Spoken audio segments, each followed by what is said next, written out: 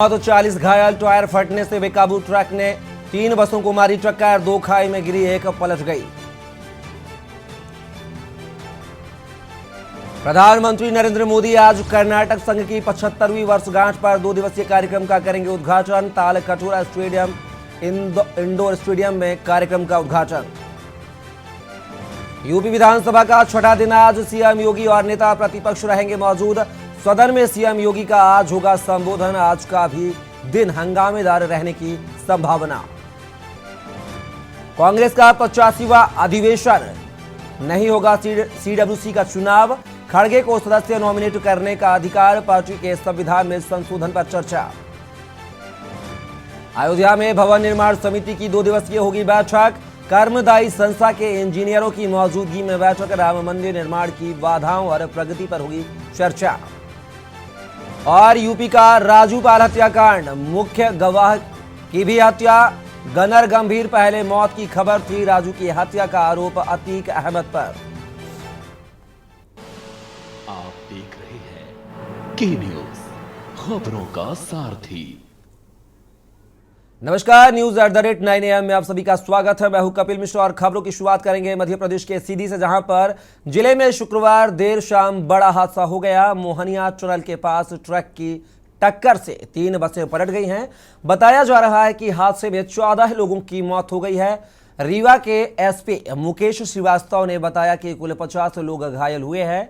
इनमें से 15-20 लोगों की हालत गंभीर है। वहीं हादसे के बाद मध्य प्रदेश के मुख्यमंत्री शिवराज सिंह चौहान ने देर रात घटना स्थल और अस्पताल का दौरा किया। इसके बाद सीएम शिवराज ने हादसे में मरने वालों के परिवारों को 10 लाख रुपए, गंभीर रूप से घायलों को 2 लाख रुपए और मामूली रूप से घायलों को 1 लाख रुपए की अनुग्रह राशि देने की घोषणा की है। उन्होंने कहा है कि मृतकों के परिजनों को योग्यता के अनुसार सरकारी नौकरी भी दी जाएगी।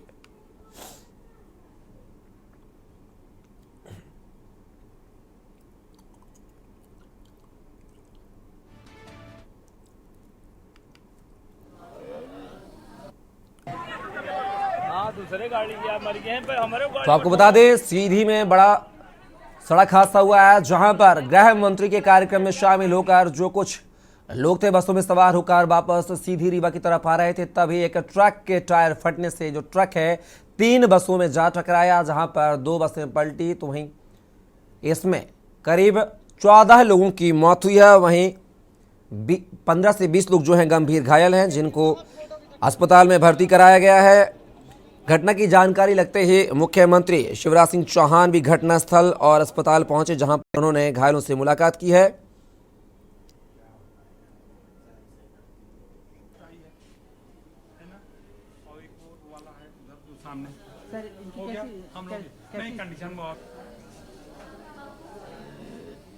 आपको बता दें, बस में 50 यात्री सवार थे। पूरे मामले को लेकर सीएम ने दुख जताया है। आपको बता दें, सीधी के मोहनिया टनल के पास यह हादसा हुआ है।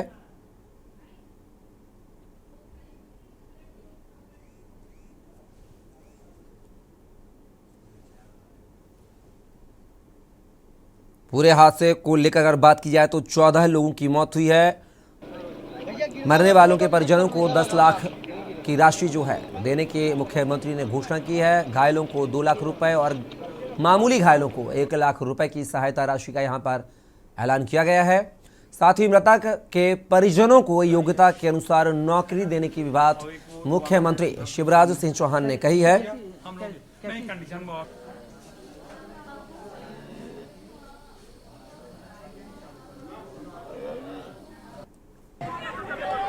दूसरे गाड़ी की आप मर गए हैं, पर हमारे गाड़ी में ठोकर। ब्रेक के पहले आपको बता रहे थे, मध्य प्रदेश के सीधी में भयंकर भीषण सड़क हादसा सामने आया, जहां पर जो ट्रक है, एक ट्रक से टायर फटने से 3 बसें जो है टकरा गई हैं, जिसमें हादसे में करीब बस में 50 लोग सवार थे, जो कि घायल हुए और 14 लोगों की यहां पर मौत हुई है। पूरे हादसे को लेकर मुख्यमंत्री शिवराज सिंह चौहान ने शोक व्यक्त किया है और साथ ही घटना स्थल का मौका मुआयना किया है। साथ ही अस्पतालों में घायलों का हालचाल भी जाना है। आपको बता दें, सतना में कोल जनजाति महाकुंभ से लोगों को उनके गंतव्य स्थान तक ये बस ले जा रही थी, तभी सीधी के गोहानिया टनल के पास सड़क हादसे का शिकार हो गई है। 14 लोगों की पूरे हादसे में मौत हुई है। मृतक के परिजनों को मुख्यमंत्री शिवराज सिंह चौहान ने 10-10 लाख रुपए देने की बात कही है। साथ ही गंभीर घायलों को 2-2 लाख रुपए और मामूली घायलों को 1-1 लाख रुपए देने का यहां पर ऐलान किया गया है। साथ ही मृतक के परिजनों को योग्यता के अनुसार नौकरी देने की भी बात कही गई है।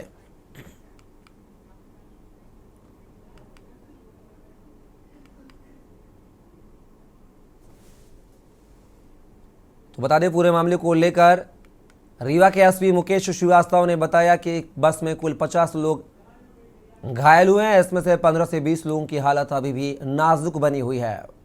वहीं मध्य प्रदेश के मुख्यमंत्री शिवराज सिंह चौहान ने रात घटना स्थल और अस्पताल का दौरा किया। इसके बाद सीएम शिवराज ने हादसे में मरने वालों के परिवारों को 10-10 लाख रुपए, गंभीर रूप से घायलों को 2-2 लाख रुपए और मामूली रूप से घायलों को 1-1 लाख रुपए देने की अनुग्रह राशि की घोषणा की है। उन्होंने कहा कि मृतकों के और इस खबर पर हमारे साथ सीधी से संवाददाता हरी सिंह हमारे साथ जुड़ गए हैं। हरीश, अगर बात की जाए तो कल रात 9 बजे के आसपास की घटना बताई जा रही है। मोहानिया टनल के पास बस में सवार यात्री जो है ट्रक टकरा गया, जिसमें 14 लोगों की मौत हुई है। क्या कुछ जानकारी? जी के केंद्रीय गृह मंत्री का प्रोग्राम सतना में था, जिसमें सीधी से भी कम से कम 60 बसें यहाँ से गई थी लोगों के लेके। वहां से कार्यक्रम खत्म होने के बाद वहां से बसें लौट रही थी। ऐसा बोला जा रहा है कि जो मोहानिया टनल है उसके बाहर आने के बाद बसें वहां रुकी हुई थी और जो यात्री थे वो भोजन कर रहे थे। अचानक एक ट्रक सीमेंट से लोड होकर पीछे से आया है, वहां बसों को टक्कर मारा है, जिसमें एक बस के तो खच्चे उड़ गए थे और तीनों बसें आपस में टकराई हैं। एक बस टनल के पास ही खाई नुमा जगह है तो वहां नीचे चली गई थी और एक बस रोड पर ही पलट गई थी, जिसमें से बहुत सारे लोग घायल हुए हैं। बहुत सारे लोगों की मौतें भी हुई, जिसमें 14 लोगों की मौतें हो गई हैं। मैं आपको दिखाना भी चाहूंगा, या मैं हॉस्पिटल में हूँ, दिखाना भी चाहूंगा लोग कितनी बुरी तरह से घायल है।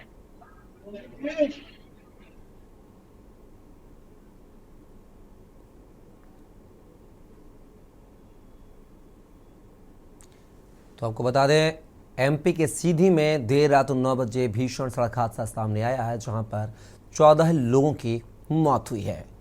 पूरे हादसे को लेकर मुख्यमंत्री शिवराज सिंह चौहान ने शोक व्यक्त किया है और त्वरित घटनास्थल का निरीक्षण किया है। साथ ही अस्पताल पहुंचकर घायलों का और मृतकों के परिजनों से मुलाकात भी की है।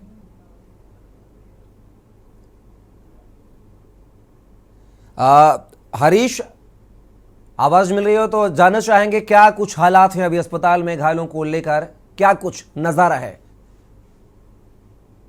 रात में ही ट्रीटमेंट चालू कर दिया था। प्रशासन सारे अमले मौजूद थे। डॉक्टर यहाँ पे, सिविल सर्जन और उनका पूरा स्टाफ, सभी नर्स ने त्वरित कार्रवाई करते हुए सबको बराबर दवाइयां दी हैं। रात भर पूरा अस्पताल का अमला यहाँ पर डटा रहा है, कोई घर नहीं गया है। रात भर सभी घायलों के बराबर उपचार किया गया है। कई ऐसे मरीज थे जो काफी सीरियस थे, जो कि आज बेड पे नहीं दिखाई दे रहे हैं। कल कई ऐसे यहाँ डेड बॉडी आई थी जो बस में दब के 2-2 टुकड़े हो गए हैं। और यहाँ पे तो अभी फिलहाल स्थिति नॉर्मल बताई जा रही है। जो काफी सीरियस थे उनको रिफर कर दिया गया है रीवा के लिए, यहाँ से सुबह के टाइम में। हरीश, अगर बात की जाए तो यहाँ पर अभी कितने लोगों की जो हालत है नाजुक बनी हुई है? अभी फिलहाल तो जितने लोगों की यहाँ 2 लोग काफी नाजुक स्थिति में थे, जिनको यहाँ से रिफर कर दिया गया है, क्योंकि उनको हेड इंजरी थी, सिर में काफी चोट आई हुई थी, जिसका उपचार सीधी में संभव नहीं हो पा रहा था, इसलिए उनको रीवा के लिए रेफर कर दिया गया था। अब जो भी बचे हुए हैं वो उतनी गंभीर स्थिति में नहीं है। हरीश, अगर बात की जाए शासन प्रशासन का कोई यहाँ पर जो नुमाइंदा है, अधिकारी कर्मचारी क्या मौजूद है? घायलों के इलाज के लिए यहाँ पर प्रॉपर जो व्यवस्थाएं दुरुस्त की गई हैं? बिल्कुल, यहाँ पे अभी तक तो सभी प्रॉपर व्यवस्थाएं दुरुस्त की गई हैं। शासन प्रशासन के कर्मचारी अभी तो यहाँ पे नहीं मौजूद है, लेकिन जो अस्पताल का अमला है, डॉक्टर, सिविल सर्जन, नर्स जितने भी हैं, ये प्रॉपर एक मरीज का बराबर ध्यान दे रहे हैं। यहाँ पे अभी ऐसे कोई कमी नहीं समझ में आ रही है। चलिए हरीश, हमारे साथ जुड़ने के लिए, तमाम जानकारी को साझा करने के लिए बहुत बहुत शुक्रिया आपका। तो खबर आपको सीधी से बता रहे थे, जहां पर कल देर रात सतना के कुल जनजाति महाकुंभ से लोगों को उनके गंतव्य स्थान पर ले जाते समय मोहनिया टनल के पास भीषण सड़क हादसा हो गया जिसमें 14 लोगों की मौत हो गई थी। खबर बुलंदशहर से है, जहां पर पिता ने बाइक गिरवी रखकर लिया बेटे परीक्षा का एडमिट कार्ड। खबर बुलंदशहर से आपको बता रहे हैं, जहां पर बाइक गिरवी रखकर बच्चे का एडमिट कार्ड पिता ने दिलाया। इंग्लिश मीडियम स्कूल में बाइक गिरवी रखकर यह एडमिट कार्ड लिया है। सोशल मीडिया पर गिरवी बाइक का लेखा जोखा वाला पेपर वायरल।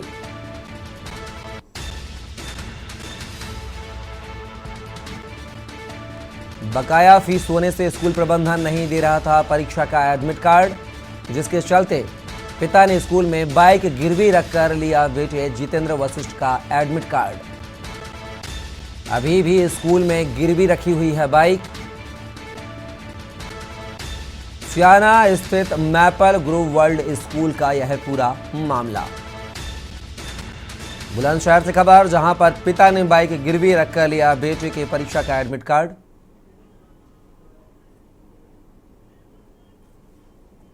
और इस खबर पर हमारे साथ बुलंदशहर से हमारे संवाददाता अनिल मीणा हमारे साथ जुड़ गए हैं। अनिल, यहां पर शासन प्रशासन बच्चों को उच्च गुणवत्ता शिक्षा देने की बात करता है, लेकिन जो बुलंदशहर के स्कूल का जो मामला सामने आया हुआ है कहीं ना कहीं हृदय विदारक है, दिल को झकझोर देने वाला है। यहां पर एक पिता ने अपने बच्चे के परीक्षा के एडमिट कार्ड लेने के लिए फीस बकाया जो थी वह नहीं दे पा रहा था, लेकिन स्कूल प्रबंधन ने कोई मोहलत नहीं दी है, लिहाजा पिता को बाइक गिरवी रखनी पड़ी है। क्या कुछ माजरा?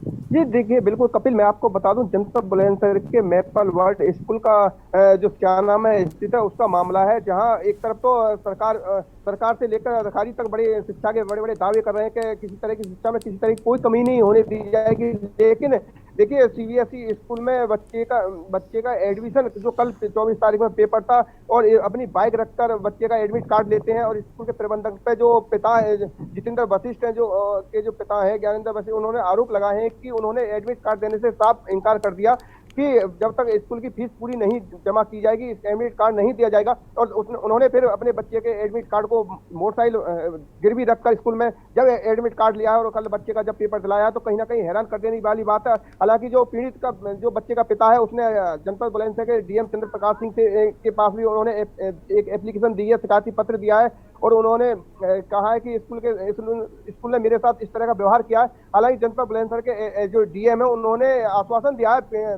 पीड़ित को कि पूरी जांच कराई जाएगी, और जांच में अगर स्कूल ने इस तरह का जो शर्मनाक हरकत की है तो उसके खिलाफ सख्त से सख्त कार्रवाई की जाएगी। लेकिन सबसे बड़ा सवाल यही आता है कि आखिरकार गरीब बच्चों के लिए बिना पैसा के आखिरकार शिक्षा किस तरह से मुहैया कराई जाएगी, जहां उत्तर प्रदेश के मुख्यमंत्री से लेकर देश के प्रधानमंत्री तक शिक्षा को बेहतर बनाने के लिए लाख दावे कर रहे हैं और अधिकारी भी लाख कोशिश कर रहे हैं, लेकिन उसके बाद भी कहीं ना कहीं जो प्राइवेट स्कूल संचालक हैं वो अपनी मनमानी करने से बाज नहीं आ रहे हैं। और ये एक जीता जाता है। अनिल, अगर बात की जाए maple school group world school जो है उसके प्रबंधक का या प्रिंसिपल का क्या कुछ कहना है पूरे मामले को लेकर? क्या उनकी जानकारी में ये जो पूरी बात थी संज्ञान था? क्योंकि बाइक जो है स्कूल प्रबंधन ने गिरवी रखी थी। एक बड़ा सवाल यह है कि पिता को फीस देने के लिए स्कूल प्रबंधन ही उसकी जो बाइक है गिरवी रख रहा है। बाहर का अगर मामला होता तो बात अलग थी।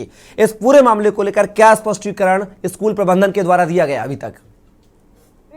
स्कूल के प्रबंधक की बात करें तो स्कूल के प्रबंधक ने अब अपना पल्ला झाड़ते हुए कहा है कि उन्हें इस मामले की कोई जानकारी नहीं है, और उन्होंने अपने आप को बचाते हुए कहा है कि और भी बच्चे ऐसे हैं जिनके पे हमारी काफी स्कूल की फीस बकाया है, लेकिन हमने उनके भी एडमिट कार्ड दिए। लेकिन अब सबसे बड़ा सवाल यहाँ यही आता है कि जब मीडिया के सामने जो पीड़ित व्यक्ति है, जो छात्र का पिता है, जो मीडिया के सामने पेश होता है और मीडिया को अपनी अपवीति बताता है, उसके बाद स्कूल के जो प्रबंधक है वो अपना पल्ला झाड़ते हुए नजर आ रहे हैं। लेकिन कहीं ना कहीं जिस तरह से पीड़ित जो बच्चे के पिता हैं उन्होंने अपने बच्चे की शिक्षा के लिए अपनी बाइक को गिरवी रख दिया है, और गिरवी अभी तक स्कूल में ही अनिल, बात की जाए जो कोर्ट है तमाम प्रकार के कानून यहाँ पर बनाता है, और यह भी उस कानून में जिक्र है कि किसी भी छात्र के पिता के या छात्र को जो स्कूल प्रबंधन है वह प्रताड़ित नहीं कर सकता फीस को लेकर, ऐसा प्रावधान भी है। लेकिन उसके बावजूद भी जो सियाना स्थित मैपल ग्रुप वर्ल्ड स्कूल है वहां के जो प्रिंसिपल के द्वारा प्रबंधन के द्वारा एक कृत्य किया गया है कि लाचार पिता को यहां पर बाइक गिरवी रखने के लिए मजबूर किया गया है। आला अधिकारियों की तरफ से क्या कुछ अब तक कार्यवाही की गई है या क्या कुछ कार्यवाही का आश्वासन यहां पर जिला शिक्षा अधिकारी या वरिष्ठ अधिकारी डीएम के द्वारा अब तक मिला है? देखिए अभी कपिल मैं आपको बता दूं, कार्रवाई की बात करें तो अभी तक किसी प्रकार की स्कूल के खिलाफ कोई भी कार्रवाई नहीं की है। लेकिन जनपद बुलंदशहर के जो डीएम है चंद्र प्रकाश, उन्होंने जो इस बच्चे का पिता है, वो जब उनके पास उन्होंने एप्लीकेशन दी बच्चे के पिता ने, तो डीएम जनपद बुलंदशहर के जो डीएम, उन्होंने एप्लीकेशन को देखने के बाद कहा कि जांच कराई जाएगी और जांच के बाद इस तरह का जो व्यवहार किया है और गिरवी रखकर एडमिट कार्ड दिया, उसके खिलाफ सख्त से सख्त कार्रवाई की जाएगी। अब देखना यह होगा कि जो शिक्षा विभाग है या जनपद बुलंदशहर के डीएम आकर जो जिस तरह से दबंग स्कूल संचालक है, स्कूल प्रबंधक है, उनके खिलाफ किस तरह की कार्रवाई करते हैं। अगर इसी तरह अगर चलता रहा तो हो सकता है कि आने वाले समय में जो गरीब बच्चे हैं वो शायद पढ़ाई ना कर पाए। इसलिए जनपद बुलंदशहर के डीएम को सख्त से सख्त रुख अपनाना पड़ेगा और जो स्कूल संचालक है, स्कूल प्रबंधक है, स्कूल के कहीं ना कहीं स्कूल के खिलाफ सख्त से सख्त कार्रवाई करनी पड़ेगी, जिससे कि जो और बच्चे हैं और बच्चों के भविष्य के साथ कोई भी स्कूल प्रबंधक खिलवाड़ ना कर सके और आगे को जो और भी लोगों को इस तरह की। चलिए अनिल जी, आप पूरे मामले को लेकर नजर बनाए रखिएगा इस खबर पर। फिलहाल आप हमारे साथ जुड़े, तमाम जानकारी साझा की उसके लिए बहुत बहुत शुक्रिया। तो कहीं ना कहीं बुलंदशहर से दिल को झकझोर देने वाली खबर आई है। खबरों में रुक करेंगे बहराइच का, जहां पर वृद्ध के शव को कब्र से निकाला बाहर। कब्र से शव निकालकर पोस्टमार्टम के लिए भेजा। परिवार के लोगों ने किया था अंतिम संस्कार। चचेरे भाई ने वृद्ध की हत्या का आरोप लगाया है। जमीन लालच में वृद्ध की गई हत्या, ऐसे आरोप हैं चचेरे भाई के। विशुनापुर के बिलासपुर गांव का यह पूरा मामला। खबर बहराइच से है, जहां पर वृद्ध के शव को कब्र से निकाला बाहर। आपको बता दें, कब्र से शव निकालकर पोस्टमार्टम के लिए भेजा गया। कोर्ट के निर्देश पर पुलिस ने कब्र से बाहर निकाला शव। वृद्ध की मौत लगभग 2.25 वर्ष पहले हुई थी। परिवार के लोगों ने मौत के बाद सुपुर्दे खाक किया था, जिसको लेकर अब पुलिस ने जो है शव को बाहर निकालकर चचेरे भाई के आरोपों को गौर करते हुए कब्र से शव बाहर निकाला है। जमीन लालच में वृद्ध की हत्या की गई थी, ऐसा आरोप चचेरे भाई का है। विशुनापुर के बिलासपुर गांव का यह पूरा मामला। खबर बहराइच से आपको बता रहे हैं, जहां पर वृद्ध के शव को कब्र से निकाला बाहर। कब्र से शव निकालकर पोस्टमार्टम के लिए भेजा गया है। कोर्ट के निर्देश पर पुलिस ने कब्र से बाहर निकाला शव। वृद्ध की मौत लगभग 2.25 वर्ष पहले हुई थी। परिवार के लोगों ने शव का अंतिम संस्कार कर किया था सुपुर्दे खाक। चचेरे भाई ने वृद्ध की हत्या का लगाया आरोप। जमीन लालच में वृद्ध की गई हत्या। विशुनापुर के बिलासपुर गांव का यह पूरा मामला। बहराइच से खबर आपको बता रहे हैं, जहां पर वृद्ध के शव को कब्र से बाहर निकाला गया है। ये तस्वीरें बहराइच की हैं, जहां पर 2.25 वर्ष पहले मौत के बाद सुपुर्दे खाक किया गया था परिजनों के द्वारा। लेकिन अब चचेरे भाई ने पूरी मौत पर सवालिया निशान खड़े करते हुए कोर्ट से इस शव को पुलिस के द्वारा कब्र से बाहर निकाला गया है। कोर्ट के आदेश पर यह शव निकाला गया और पोस्टमार्टम के लिए भेजा गया। चचेरे भाई ने यहां पर जमीनी विवाद के चलते हत्या का आरोप लगाया है। रिशिया थाना क्षेत्र में बिलासपुर के हुकुम अली सनाफ इंसान अली थे, जो करीब 70 वर्ष के थे। करीब 2 साल पहले उनकी मृत्यु हुई थी और बॉडी दफना दी गई थी। उनके चचेरे भाइयों ने आरोप लगाया है कि उन्होंने उनकी बहन के पोते ने उस समय ज़मीन लिखवा करके, ज़मीन का कुछ अंश लिखवा करके उनकी हत्या कर दी थी। इस पर एक मुकदमा कायम हुआ 2 वर्ष बाद, और उस मुकदमे की विवेचना के दौरान कोर्ट के आदेश से आज मृतक हुकुम अली के शव को जो है खोद करके उसका पोस्टमार्टम कराए जाने की कार्रवाई की जा रही है और पोस्टमार्टम में जो भी चीज़ें आएंगी उसके अनुसार विवेचना की जाएगी। खबर दिल्ली से है, जहां पर प्रधानमंत्री नरेंद्र मोदी का आज का कार्यक्रम। कर्नाटक संघ की 75वीं वर्षगांठ कार्यक्रम आज 2 दिवसीय कार्यक्रम का पीएम करेंगे उद्घाटन। खबर दिल्ली से, जहां पर प्रधानमंत्री नरेंद्र मोदी के आज के कार्यक्रम, कर्नाटक संघ की 75वीं वर्षगांठ कार्यक्रम आज 2 दिवसीय कार्यक्रम का पीएम करेंगे उद्घाटन। कर्नाटक संघ की 75वीं वर्षगांठ कार्यक्रम आज। खबर दिल्ली से, जहां पर प्रधानमंत्री नरेंद्र मोदी का आज का कार्यक्रम। कर्नाटक संघ की 75वीं वर्षगांठ कार्यक्रम आज। 2 दिवसीय कार्यक्रम का पीएम करेंगे उद्घाटन।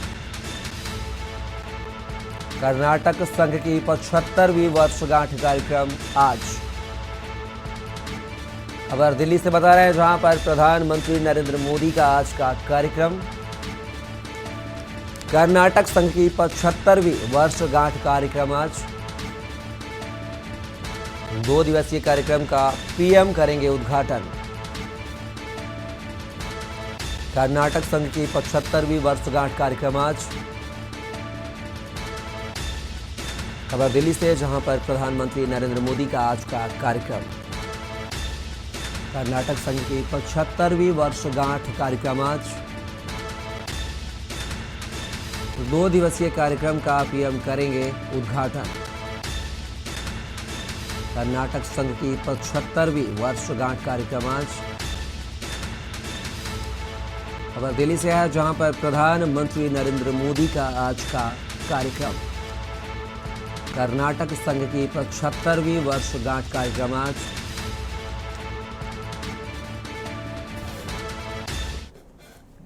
खबर प्रयागराज से है, जहां पर राजूपाल हत्याकांड के गवाह पर जानलेवा हमला। खबर प्रयागराज से, राजूपाल के हत्याकांड, बसपा विधायक राजूपाल के गवाह पर हमला, इलाज के दौरान हुई मौत। मौके पर एक गनर की मौत की भी खबर। उमेश पाल की सुरक्षा में 2 पुलिसकर्मी किए गए थे तैनात। बदमाशों ने उमेश पाल और सुरक्षा कर्मियों पर की थी फायरिंग। राजूपाल हत्याकांड के मुख्य गवाह पर जानलेवा हमला। बसपा विधायक राजूपाल के मुख्य गवाह पर हमला। मौके पर एक गनर की मौत की खबर सामने आई है। खबर प्रयागराज से आपको बता रहे हैं, जहां पर राजूपाल हत्याकांड के गवाह पर जानलेवा हमला हुआ है। बसपा विधायक राजूपाल के गवाह पर हमला, इलाज के दौरान मौत। मौके पर एक गनर की मौत की खबर भी आ रही है। उमेश पाल की सुरक्षा में 2 पुलिसकर्मी किए गए थे तैनात।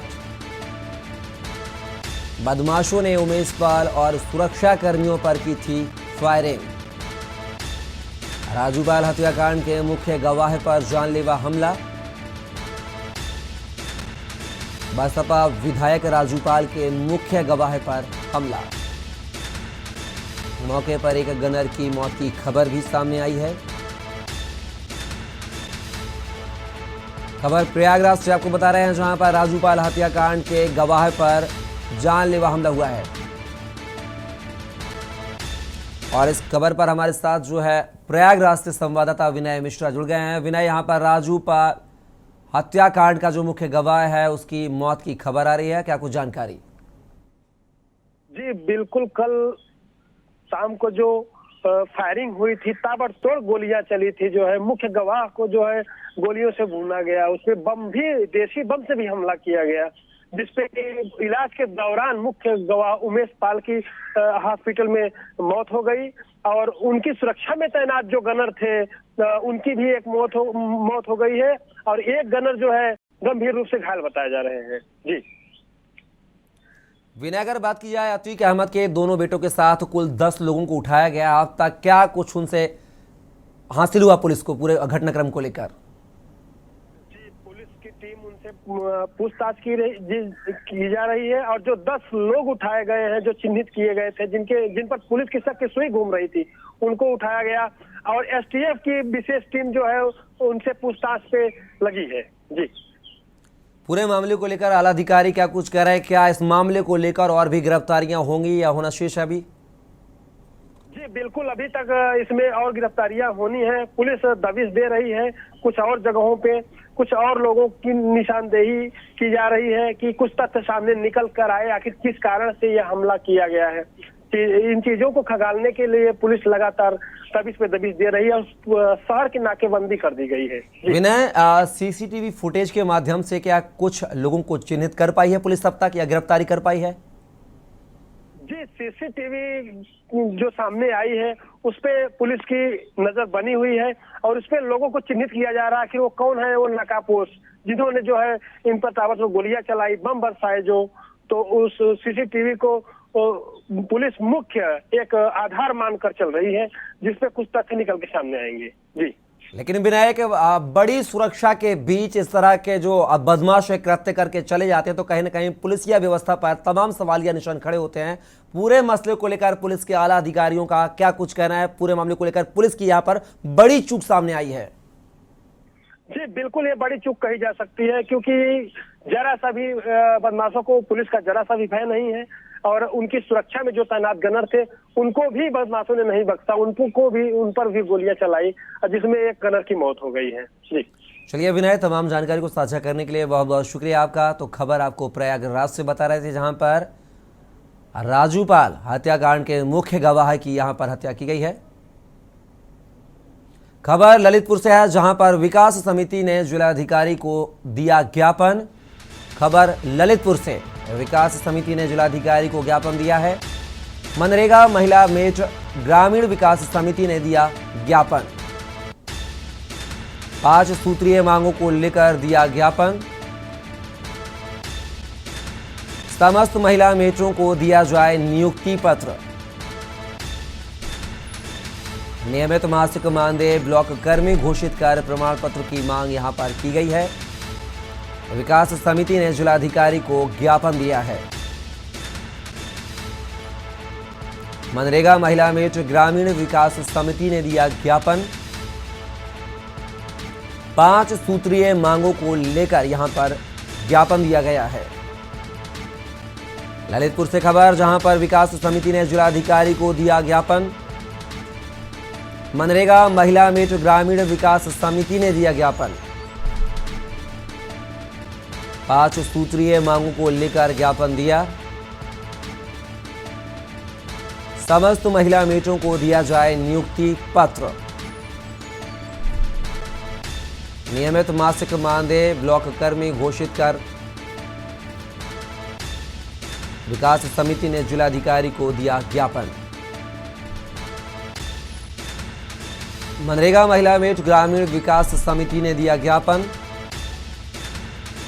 5 सूत्रीय मांगों को लेकर दिया ज्ञापन। खबरों में बात करेंगे बाराबंकी की जहां पर सर्विस रिवॉल्वर साफ करते समय चली गोली। गोली चलने से हेड कांस्टेबल की हुई मौत। सिर में गोली लगने से मौके पर हेड कांस्टेबल की मौत हुई है। पुलिस ने शव को पोस्टमार्टम के लिए भेजा। अयोध्या निवासी हेड कांस्टेबल सूचना पर पहुंचे परिजन। मसौली थाना क्षेत्र के ग्रीन गार्डन सिटी की घटना। बाराबंकी से खबर जहां पर सर्विस रिवॉल्वर साफ करते समय चली गोली। गोली चलने से हेड कांस्टेबल की हुई मौत। सीएम सिक्योरिटी में तैनात हेड कांस्टेबल की गोली लगने से हुई मौत। ड्यूटी के बाद घर आने पर रिवॉल्वर साफ करते समय चली गोली। सिर में गोली लगने से मौके पर हेड कांस्टेबल की हुई मौत। पुलिस ने शव को पोस्टमार्टम के लिए भेजा। अयोध्या निवासी हेड कांस्टेबल की मौत सूचना पर पहुंचे परिजन। मसौली थाना क्षेत्र के ग्रीन गार्डन सिटी की यह घटना। बाराबंकी से खबर आपको बता रहे हैं जहां पर सर्विस रिवॉल्वर साफ करते समय चली गोली। गोली चलने से हेड कांस्टेबल की हुई मौत। सीएम सिक्योरिटी में तैनात हेड कांस्टेबल की गोली लगने से हुई मौत।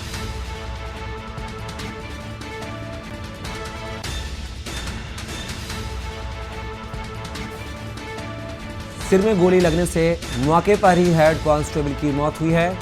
पुलिस ने शव को पोस्टमार्टम के लिए भेज दिया है।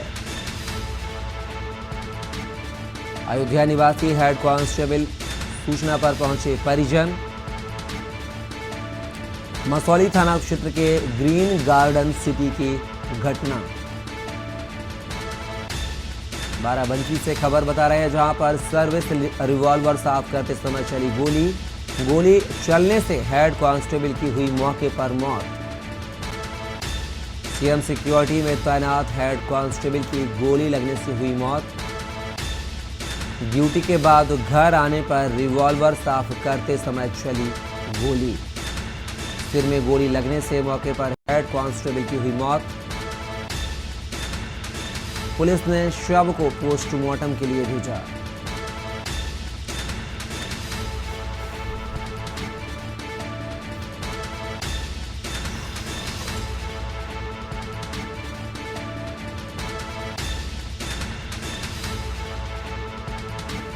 खबरों में बात करेंगे मैनपुरी की, जहां पर 3 लड़कों पर युवती से गैंगरेप का आरोप। पुलिस ने तीनों आरोपियों के खिलाफ केस दर्ज किया। घटना के एक आरोपी को पुलिस ने किया गिरफ्तार। युवती से 15 दिन पूर्व हुआ था गैंगरेप। थाना औछा इलाके की घटना। खबर मैनपुरी से आपको बता रहे हैं, जहां पर 3 लड़कों पर युवती से गैंग रेप का आरोप लगा है। युवती का अश्लील वीडियो आरोपितों ने किया वायरल। पुलिस ने तीनों आरोपियों के खिलाफ केस दर्ज किया। घटना के एक आरोपी को पुलिस ने किया गिरफ्तार। पुलिस ने तीनों आरोपियों के खिलाफ केस दर्ज किया। घटना के एक आरोपी को पुलिस ने गिरफ्तार किया है। युवती से 15 दिन पूर्व हुआ था गैंगरेप। थाना औछा इलाके की यह घटना बताई जा रही है। खबर मैनपुरी से, जहां पर 3 लड़कों पर युवती से गैंगरेप का आरोप। थाने में एक 19 वर्षीय वादिया द्वारा अपने साथ 15 दिन पूर्व हुई दुष्कर्म एवं उससे संबंधित वीडियो को वायरल करने के संबंध में अभियोग पंजीकृत कराया गया है, जिसमें थाने पर 376 डी और 67 ए IT एक्ट के अंतर्गत मुकदमा पंजीकृत किया गया है। इसमें घटना से संबंधित जो 3 आरोपी हैं, उसमें से जो एक मुख्य आरोपी है विकास, उसको गिरफ्तार कर लिया गया है। पीड़िता का मेडिकल परीक्षण कराया जा रहा है और शेष जो अभियुक्त हैं उनकी गिरफ्तारी के प्रयास किए जा रहे हैं।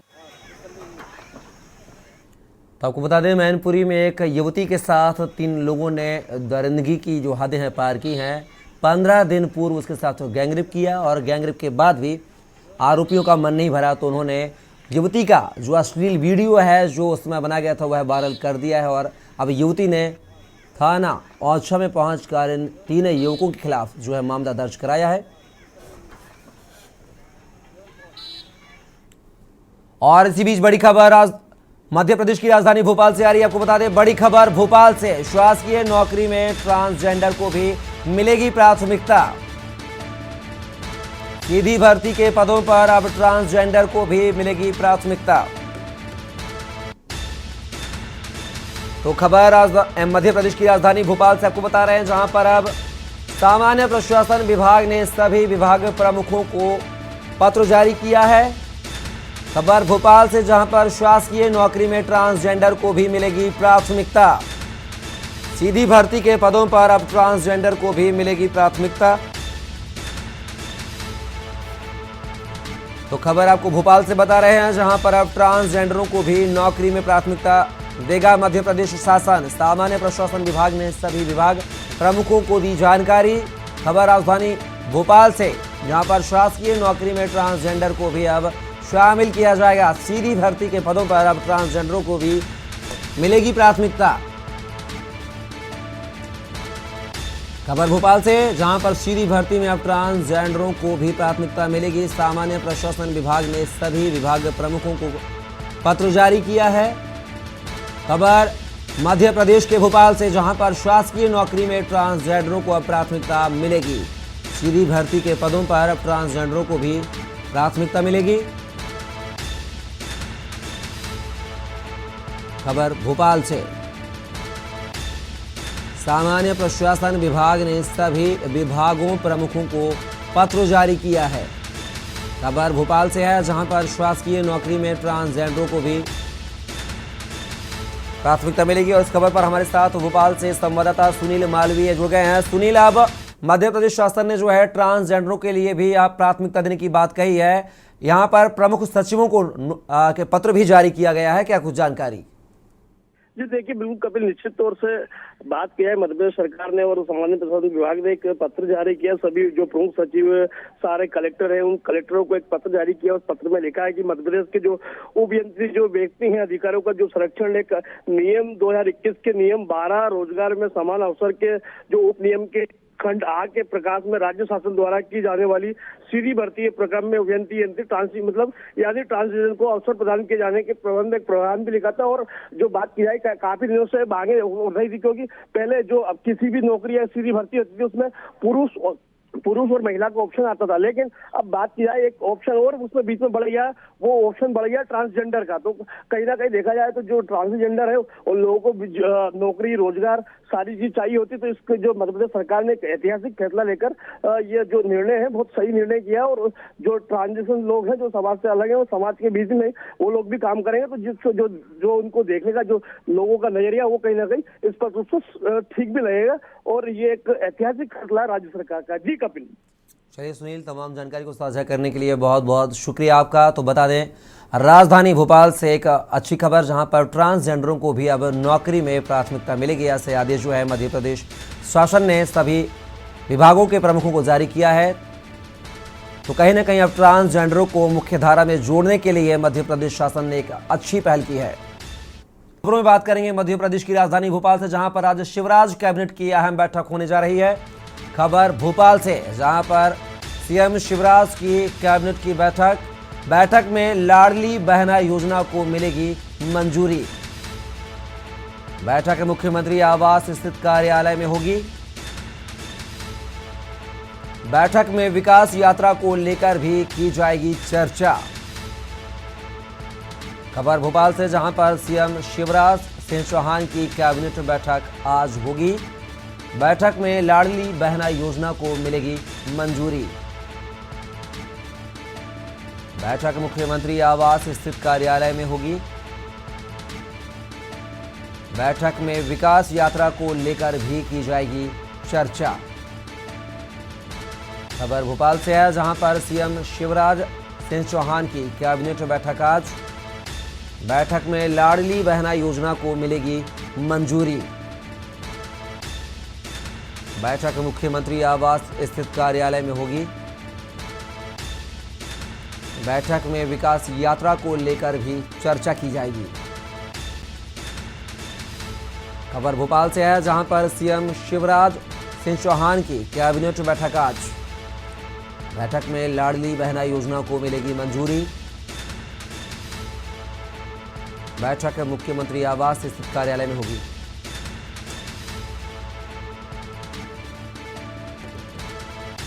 और एक और खबर का रुख करते हैं, जो कि भोपाल से मिल रही है, आपको बता दें। तो भोपाल से एक और खबर, जहां पर सीएम शिवराज सिंह चौहान की बड़ी घोषणा। रीवा में घायलों से की मुलाकात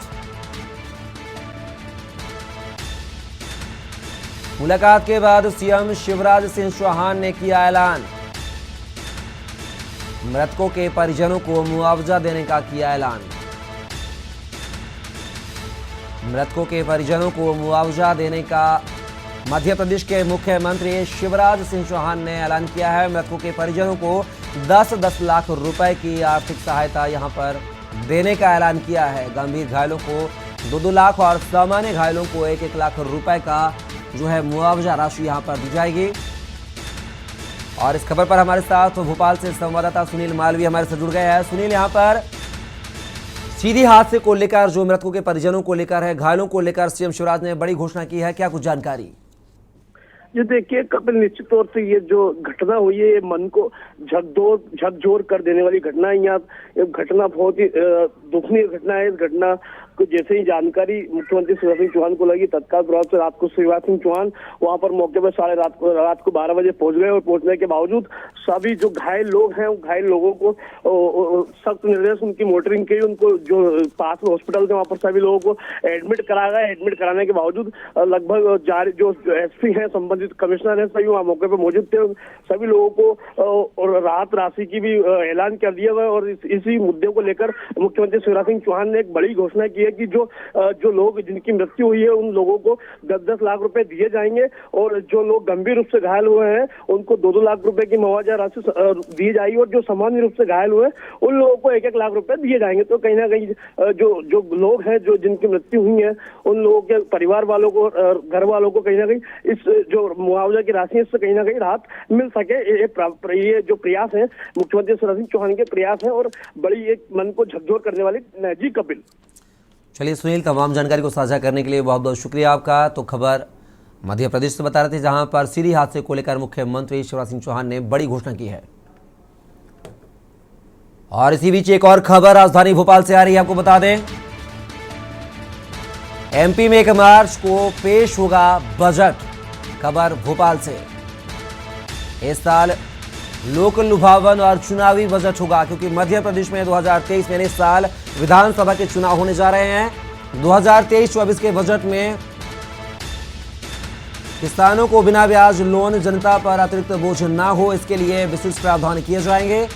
साल भर में कर्मचारियों के डीए में 8% की बढ़ोतरी संभव हो सकती है इस बजट सत्र के दौरान। 87,000 नई भर्तियों की तैयारी में है मध्य प्रदेश की सरकार। एमपी में 1 मार्च को पेश होगा बजट। आपको बता दें मध्य प्रदेश में इस साल लोक लुभावन और चुनावी बजट होगा, क्योंकि 2023 में नवंबर में मध्य प्रदेश में 230 सीटों पर विधानसभा चुनाव है, जिसको लेकर यह जो बजट है कुछ खास होने वाला है और 1 मार्च को यह बजट पेश होगा। खबर सीतापुर से है, जहां पर मासूम छात्र का वीडियो सोशल मीडिया पर वायरल। खबर सीतापुर से आपको बता रहे हैं, जहां पर मासूम छात्र का वीडियो सोशल मीडिया पर वायरल हुआ है। छात्र का पुलिस और एम्बुलेंस को सायरन बजाते हुए वीडियो वायरल हुआ है। मुंह से बजाता है सायरन। कक्षा 9 में पढ़ता है छात्र अर्थवस्थी। इमलिया सुल्तानपुर थाना क्षेत्र के हेमपुर का रहने वाला है छात्र। सीतापुर से खबर, जहां पर मासूम छात्र का वीडियो हुआ वायरल।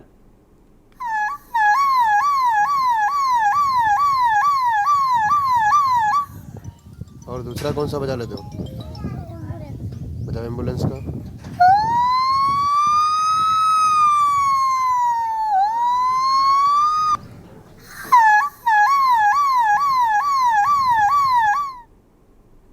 फिलहाल खबरों में बस इतना ही। आप बने रहिए के न्यूज़ इंडिया के साथ।